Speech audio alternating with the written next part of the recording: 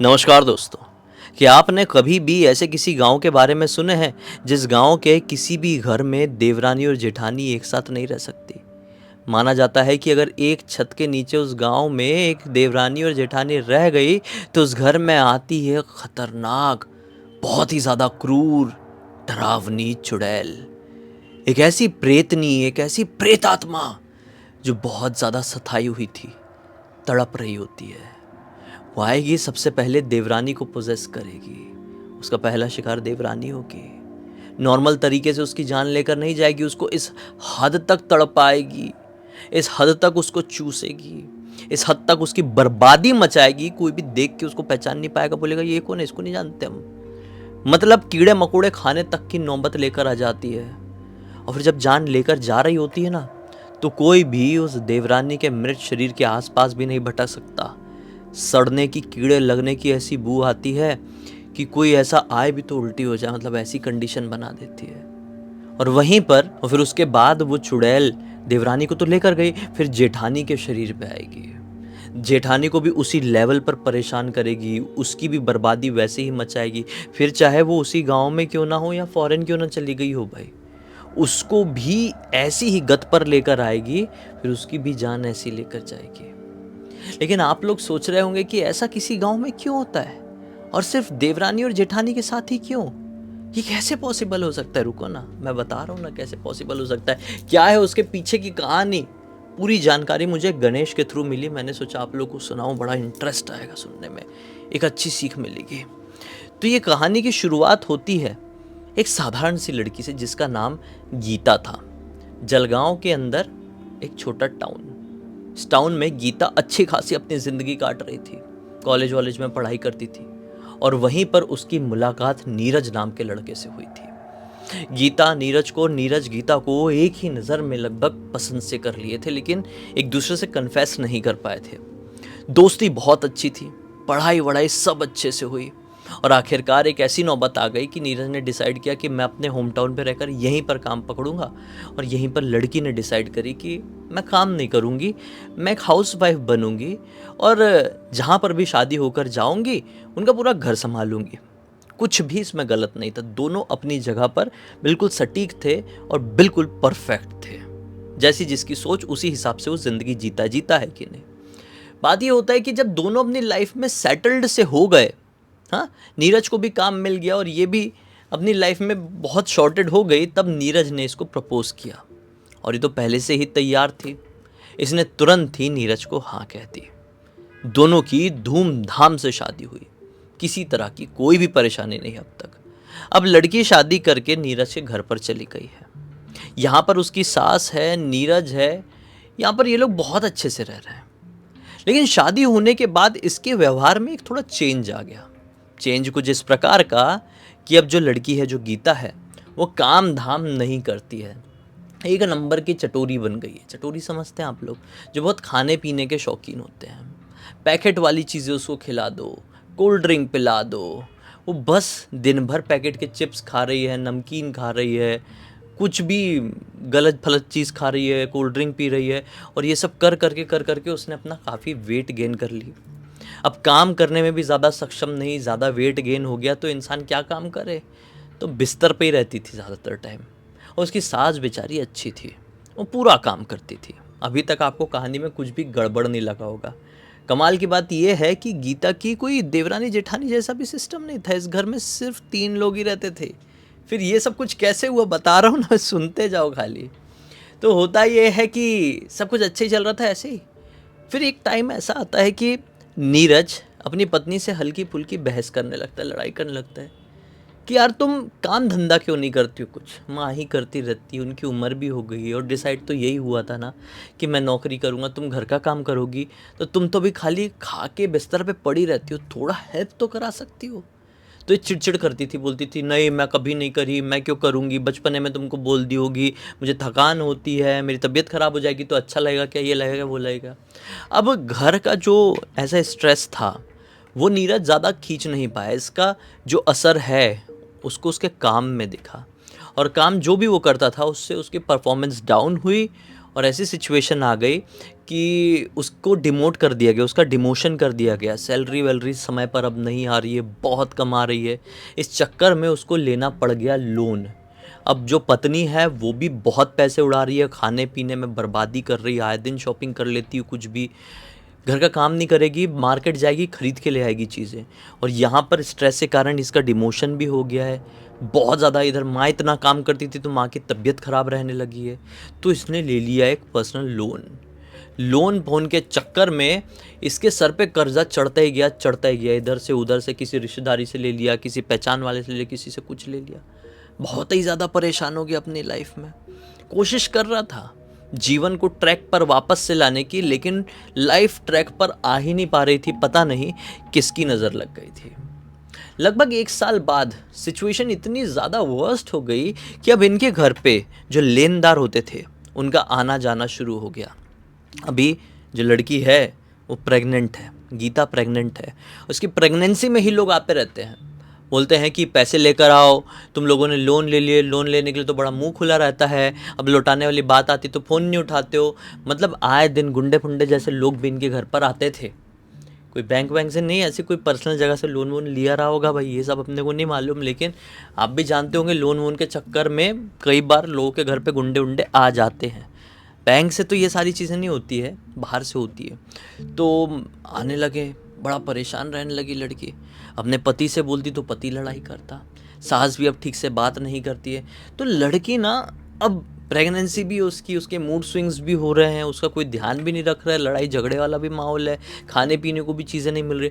लड़की इतना परेशान रहने लगी, इतना परेशान रहने लगी जिसकी कोई लिमिट नहीं थी।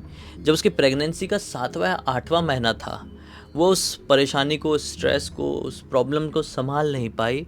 और एक दिन जब घर पे कोई भी नहीं था, उसने घर में खुद को खुश कर लिया।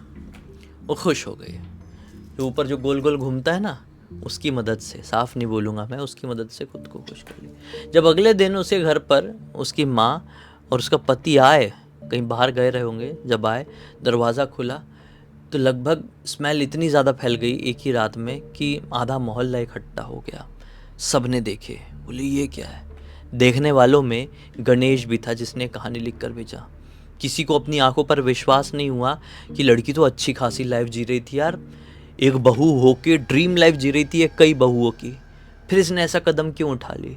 अंदर क्या चल रहा था इसकी जानकारी तो लोगों को उस समय इंस्टेंटली नहीं पड़ी, लेकिन धीरे धीरे करके लोगों को पता चला नहीं भाई, ये दिखते बाहर से सही थे लेकिन अंदर से तो ये बड़े परेशान चल रहे थे। ठीक है, अब यहाँ से एक्चुअल कहानी की शुरुआत होती है।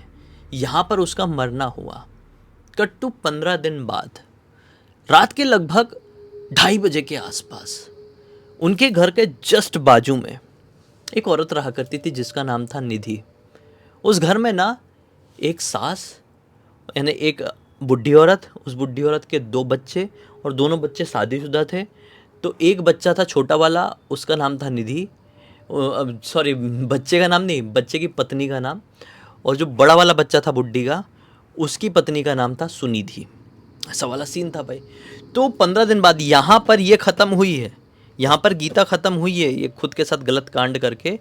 15 दिन बाद उसके बाजू वाले घर में जो निधि रहती थी, मतलब जो देवरानी थी उस घर की, वो 2:30 बजे के आसपास चिल्लाते हुए बाहर निकली।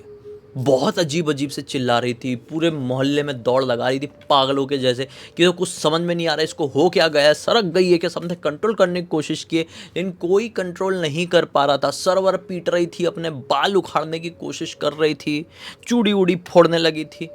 बड़ी मुश्किल से 15-20 लोग उसको कंट्रोल कर पाए, जबकि वो हट्टी कट्टी मोटी तगड़ी नहीं थी, पतली सी थी, छोटी हाइट की थी, फिर भी उसको कंट्रोल करना बड़ा मुश्किल हो गया था। कंट्रोल करते समय लोग समझ गए, जो उसको संभालने की कोशिश कर रहे थे, कि इसके शरीर में भूत प्रेत है। जैसे तैसे करके कंट्रोल किए। और उस समय रात के समय तो उसके घर वालों को कुछ नहीं बोला गया, लेकिन जब अगला दिन निकला तब जाकर निधि की सास से ये बोला गया कि पिछली रात को निधि के शरीर में भूत आ गया था, उसको किसी को दिखाओ। लेकिन निधि की सास तो मान गई, निधि का पति मानने के लिए तैयार नहीं था। निधि का पति अपनी पत्नी को लेकर डॉक्टर के पास जाए। अब डॉक्टर कोई दवाई दे दे, इंजेक्शन लगा दे, फिर घर पर आए तो फिर रात में वो ज़ोर ज़ोर से चिल्लाए, खाना नहीं खाए, ये नहीं करे वो नहीं करे।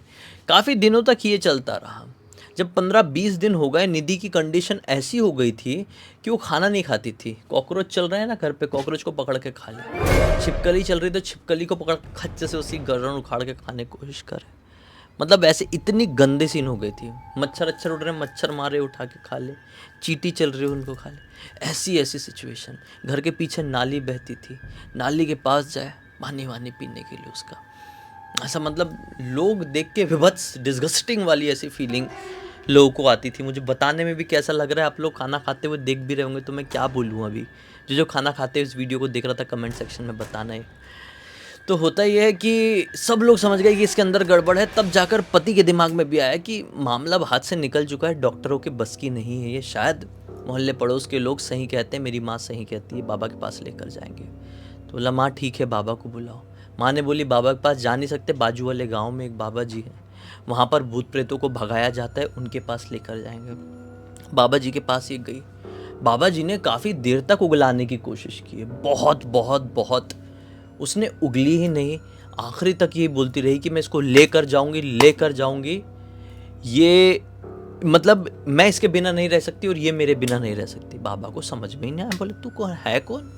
फिर बोलती कोई नहीं, तू छोड़, तू मुझे परेशान मत कर। बाबा भी अपनी तरफ से कुछ कर रहे होंगे भाई। तू छोड़, तू मुझे परेशान मत कर। तुझे इतना है तो मैं इसके इर्द गिर्द रहूंगी, इसके शरीर में नहीं, लेकिन इसको एक दिन लेकर चले होंगे। बाबा ने फिर इसको कुछ कुछ किए, मंत्र वंत्र का उच्चारण करके वो निधि के शरीर से तो निकल गई। निधि को घर भर लेकर आ गए, लेकिन उसने क्या बोली थी, इसके शरीर से तो निकल जाऊंगी लेकिन इसके आस पास ही रहूंगी। बाबा ने बोले कि ये चिंता का विषय तो है, इसके शरीर में कोई एक ऐसी प्रेत आत्मा है जो इसको छोड़ना ही नहीं चाह रही है। ऐसी कौन औरत थी जो इसके बिना नहीं रह सकती थी और ये उसके बिना नहीं रह सकती थी? कौन थी? तो घर वालों का दिमाग ही काम ना करे भाई, कौन औरत थी कौन नहीं, किसी को समझ में ना आया। अब कुछ दिनों तक मामला शांत रहा। निधि के घर वालों को लगा कि सब कुछ ठीक है। कट टू कुछ दिन बाद वही अब सुनिधि उसकी जेठानी के शरीर में जाए। जेठानी भी डुप्लीकेट वही हरकत करने लगे, पागलों जैसे जोर जोर से चिल्ला रही है, खाना वाना नहीं खा रही, उसकी बहुत ख़राब कंडीशन हो गई। अब घर वाले तुरंत फिर से बाबा के पास लेकर गए। बाबा फिर बोले कि अरे ये तो तुम्हारे ही घर का केस है। अब बोले बताना ही पड़ेगा। बाबा ने थोड़ा बड़ा अनुष्ठान किए। बाबा ने बोले 13 दिन का अनुष्ठान करना पड़ेगा, ऐसी ये चीज़ सामने नहीं आएगी, मामला बहुत बिगड़ चुका है। 13 दिन तक ये लोग सब लोग उसी गांव में, बाबा जी का आश्रम था वहाँ पर रहे होंगे। बहुत सारी चीज़ें हुई, बहुत सारे रिचुअल्स हुई। और 13वें दिन की रात में उसने क्या बोली है कि मैं ये हूँ। मैं इनके घर के बाजू में रहती थी और ये दोनों औरतों से मेरा बहुत ज़्यादा लगाव है। और ये दोनों से ही नहीं, मैं अकेली रहती थी, मुझे बहुत मतलब अकेलापन काटता था। अगर मेरी कोई देवरानी या जेठानी होती जैसी ये दोनों थी तो वैसी मेरी हालत नहीं होती जैसी हुई थी।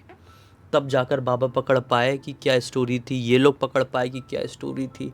सारे लोग समझ गए कि वो अकेलेपन के कारण गई हुई थी। और उसकी जो प्रेत आत्मा भटक रही थी पूरे मोहल्ले में, उसने देखी कि अरे यहाँ पे तो देवरानी जेठानी बड़ी खुशहाली से रहती है, उनको किसी भी प्रकार का टेंशन नहीं है, स्ट्रेस नहीं है। तो ये सबसे पहले देवरानी के शरीर में गई कि इसकी आत्मा को लेकर जाएगी और प्रेत योनि में अच्छे से रहेगी। वहाँ पे देवरानी की नहीं जान ले पाई तो जेठानी की जान लेकर जाऊंगी सोची थी। लेकिन अभी 13 दिन हुई थी, लेकिन सारी चीज़ें उसने कन्फेस कर ली उस आत्मा ने। फिर बाबा ने पता नहीं कौन से प्रोमिसेस किए होंगे, कौन से नहीं, कुछ कुछ चढ़ावा बोले, ना जाने कौन सी प्रक्रिया बोले हैं भाई। फिर वो उसके शरीर से निकली है। और जब ये लोग लौट रहे थे तो बाबा ने क्या बोले कि वो जो लड़की है जो इन दोनों के शरीर में आई थी, जो औरत की आत्मा आई थी इन दोनों के शरीर में, उसको मुक्ति नहीं मिली है। वो अभी भी तुम्हारे गांव में भटक रही होगी, हमेशा भटकती रहेगी जब तक उसको मुक्ति नहीं मिल जाती। और जब तक इस गांव में कोई भी देवरानी और जेठानी एक साथ रहेगी तब तक इस औरत का, इस चुड़ैल का खतरा रहेगा उनको। अगर साथ में रहेंगी तो जान देने के लिए तैयार हो जाए। बस तब से ही उस गांव में ये माना जाता है कि देवरानी और जेठानी एक छत के नीचे नहीं रह सकती, रहेगी तो उनकी भी हालत निधि और सुनिधि जैसी हो जाएगी। बाकी सबकी किस्मत तो नहीं होती ना कि जैसे दोनों की जान बच गई वैसे सबकी बच जाए। तो इसलिए सब उस सिचुएशन से बचना चाहते हैं। इस पूरी घटना की जानकारी मुझे गणेश ने ही लिख कर भेजा। बोला भाई पूरी दुनिया को बताओ, जिससे एक अच्छी सीख मिले। सीखिए कि कई बार अकेलापन भी इंसान को इस कदर से खा जाता है कि कई बार मरने के बाद भी वो इंसान उस चीज़ को नहीं भुला पाता है। और ऐसे में ही उसका जो प्रेत होता है वो किसी साथी को ढूंढ रहा होता है। इसलिए तो कई बार कई केसेस में ऐसा दिखाई देता है कि कोई इंसान है, किसी का कुछ बिगाड़ा ही नहीं, उस इंसान ने अच्छी लाइफ जी है, उसके ऊपर भूत लग गया। उसके ऊपर सिर्फ और सिर्फ भूत इसलिए लगता है ताकि वो भूत उसकी आत्मा को अपने साथ लेकर जाए और उसको अपना संगी साथी बनाए। इसी एक नोट के साथ कहानी का अंत कर देते हैं। अब तक वीडियो को देख लेते तो लाइक ज़रूर कर देना, चैनल को सब्सक्राइब कर देना, और इंस्टाग्राम और हमारी वेबसाइट की लिंक डिस्क्रिप्शन बॉक्स में मिल जाएगी। इंस्टाग्राम में ऐसी कोई घटनाएं कहानी आपके पास लिख के भेज सकते हैं, और हमारी वेबसाइट में आके हमारे प्रोडक्ट और सर्विसेज चेकआउट कर लेना। कुछ अच्छा लगे तो ख़रीद भी सकते हैं। बाकी चलो कल फिर से मिलते हैं, तब तक के लिए बहुत बहुत धन्यवाद। आपका दिन शुभ हो।